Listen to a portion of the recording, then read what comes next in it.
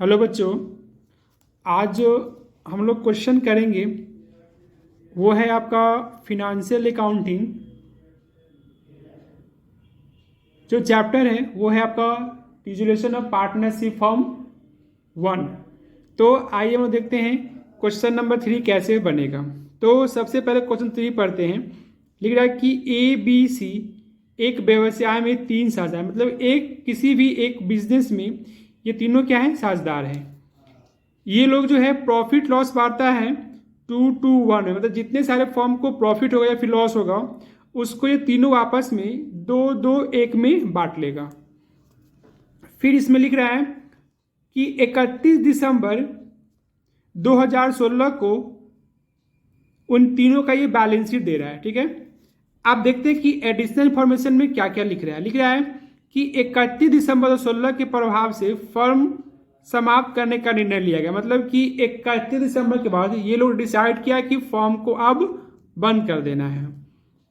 सी को जो है इसमें वसूली का प्रभार दिया, मतलब जितने सारे एसेट इसमें सोल्ड होंगे वो सब कौन करेगा, यहाँ पे सी करेगा। उसे अस्थायी एवं चालू संपत्ति की वसूली से प्राप्त राशि पे 3% कमीशन प्राप्त होना था। मतलब जितना सारा वो एसेट बेचेगा, जैसे अस्थायी या चालू, मतलब फिक्स एसेट या फिर करेंट एसेट जो बेचेगा उस पर उसको 5% क्या मिलेगा, कमीशन मिलेगा। फिर लिख रहा है कि उसे वसूली के सभी व्यय वहन करेगा, जितने सारे एक्सपेंसेस होगा फॉर्म के लिए वो कौन करेगा उसका, तो सी करेगा। फिर लिख रहा है कि अस्थायी संपत्ति मतलब फिक्स एसेट से जो है कितना वसूल हुआ है, 80,000, करेंट एसेट से 20,000। फिर लिख रहा है कि वसूली व्यय कितना हो गया आपका, 2,000 रुपया। यहाँ लिख रहा है कि आपको फर्म की पुस्तकों को बंद करने के लिए आवश्यक खाते तैयार करना है।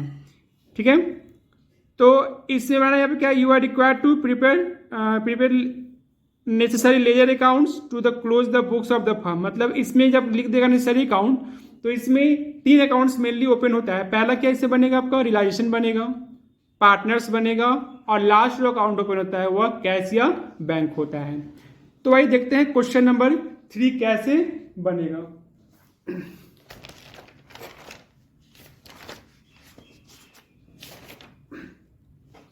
तो सबसे पहले हम लोग इसमें क्या करेंगे,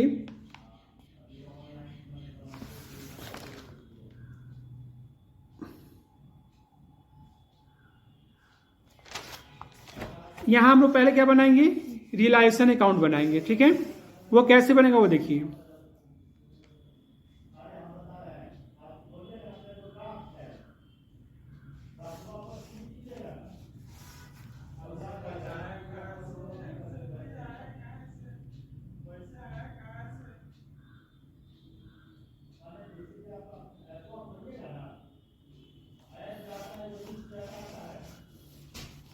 देखिए सबसे पहले इसमें लोग क्या करेंगे, डेबिट को लिखेंगे।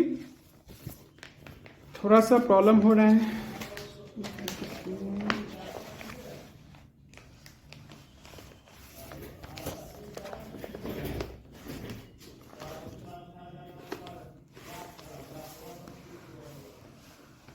देखिए सबसे पहले क्या करेंगे, इसमें हम लोग बनाएंगे रियलाइजेशन अकाउंट, जिसका फॉर्मेट होता है पार्टिकुलर्स अमाउंट,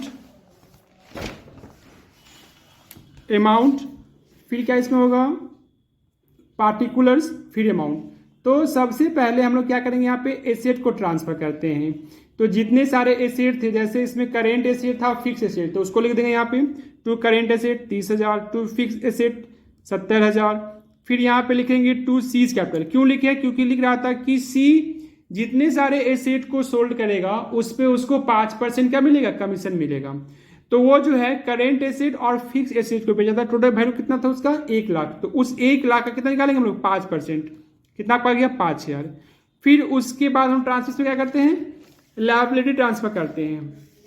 तो लायबिलिटी और ट्रांसफर में क्या क्या होगा सो देख लीजिए। तो सबसे पहले इसमें क्या होगा आपका, क्रेडिटर्स, तो लिखेंगे बाय क्रेडिटर्स 30,000। फिर इसमें लिखा हुआ था बाय बैंक, जो एसेट रियलाइज हुआ था, इसमें कौन कौन सा एसेट रियलाइज होगा उसको भी लिखना यहाँ पे होता है। तो लिखा हुआ कि फिक्स एसेट जो है वह कितना रियलाइज हुआ था, 80,000, वो लिखेंगे। फिर लिखेंगे करेंट एसेट 20,000, दोनों को प्लस करके कितना पा गया 1 लाख, वो बाहर लिख देंगे। अब क्या करना है यहाँ पे है डेबिट और क्रेडिट कॉलम दोनों को जोड़ना है। तो जब हम ऐड किए हैं तो इसमें क्या हुआ है कि आपका जो है डेबिट साइड बड़ा हो गया है, क्या लिखेंगे 1,35,000 और यहाँ भी लिखेंगे हम लोग 1,35,000। उस 1,35,000 में से 30,000 और 1 लाख दोनों को प्लस करके माइनस करेंगे, कितना पा जाएगा डिफरेंस 5,000। ये 5,000 क्या हुआ, ए और बी सी तीनों को लॉस हुआ। तो इस लॉस को जो ये लोग आपस में बांटेगा वो कैसे बांटेगा, तो क्वेश्चन में लिख रहा था कि जो भी प्रॉफिट लॉस है वो कितना था 2:2:1। जब उसमें हम लोग बांटेंगे तो ए का कितना आएगा 2,000, बी का 2,000 और सी का 1,000। इस तरह से क्या बन गया आपका ये रिलायसन अकाउंट बन गया। ठीक है, अब जो नेक्स्ट बनेगा वो क्या बनेगा, यहाँ पे पार्टनर्स कैपिटल बनेगा। ठीक है, तो सबसे पहले मैं क्या लिखेंगे, बाय बैलेंस बीडी, जो पार्टनर्स का दिया था कैपिटल उसको लिख दीजिएगा 40,000, 30,000 और 20,000। फिर यहाँ लिखेंगे बाय रियलाइजेशन अकाउंट और ब्रैकेट में क्या लिखिए कमीशन, कितना मिला था सी को यहाँ पे कमीशन 5,000, वो लिख देंगे। फिर यहाँ पे क्या लिखेंगे हम लोग, यहाँ पे लॉस मतलब जो फॉर्म को लॉस हुआ था टू लॉस यहाँ में लिख सकते हैं, कितना पर यहाँ पर हो गया 2,000, 2,000, 1,000। फिर यहाँ पे क्या था कि जो एक्सपेंसेस था उस एक्सपेंसेस का पेमेंट कौन करेगा, पार्टनर, मतलब सी का ऐसे लिखेंगे टू बैंक ब्रैकेट में एक्सपेंस 2,000। अब क्या करना है फाइनली क्रेडिट कॉलम को और डेबिट कॉलम को ऐड करना है। तो सबसे पहले से किसका ऐड करेंगे, सी का। तो 20 और 5 कितना हुआ 25, यहाँ लिख देंगे 25। फिर यहाँ पे कितना देगा 25। इस 25 में से 1,000 और 2,000 दोनों को प्लस करके माइनस से कितना डिफरेंस आ गया 22,000। ठीक है, फिर उसी तरह क्या होगा यहाँ पे बी का डेबिट क्रेडिट को ऐड करेंगे तो यहाँ पे कितना है 30, वह 30 हम यहाँ लिखेंगे। फिर इसी 30 को क्या करेंगे हम लोग यहाँ भी लिखेंगे। इस 30 में से ये 2,000 जो लॉस हुआ है उसको माइनस करेंगे, कितना बचेगा 28,000। फिर उसके बाद एक आइए, तो एक आज हम ऐड किए थे, कितना हो गया ऐड करने पे 40, यहाँ भी लिखेंगे 40 और यहाँ भी लिखेंगे 40। इस 40 में से जो भी लॉस हुआ है रियलाइजेशन लॉस उसको माइनस कर लेंगे, तो कितना गया अंतर 38।